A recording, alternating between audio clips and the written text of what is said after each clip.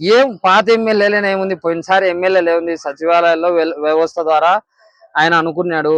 ఎమ్మెల్యేల ద్వారా ఎమ్మెల్యేలకు ఎవరికి ఏమైనా అన్యాయం చేయలే. కాకపోతే ఆ కాన్స్టిట్యున్సీకి సంబంధించిన బట్టి ఆ ఎమ్మెల్యేకి క్యాడర్ను బట్టి టికెట్లు ఇస్తాడు జగన్మోహన్ రెడ్డి గారు. ఇలా మాదిరి టికెట్లు ఇస్తామని చెప్పి మళ్ళీ లాస్ట్ లో చేతులు ఎత్తే జగన్మోహన్ రెడ్డి ఏదైనా చెప్తే పక్కా చెప్తే మాట మీద నిలబడతాడు. పలానానికి టికెట్ అంటే వాళ్ళకే టికెట్. ఇలా మాదిరి 5 రోజులు 6 రోజులు ఎలక్షన్లు ఉండగా ఎమ్మెల్యేలను మార్చే ఉద్దేశం వైఎస్ఆర్ కాంగ్రెస్ పార్టీకి ఉండదు. వైఎస్ఆర్ పార్టీ కార్యకర్తలు ఎందుకు పట్టించుకోరు? అందుకే చెప్తున్నాడు, యుద్ధ ప్రతి కార్యకర్తకు కూడా నేను చూసుకుంటానని ఆయన భరోసా ఇచ్చినాడు.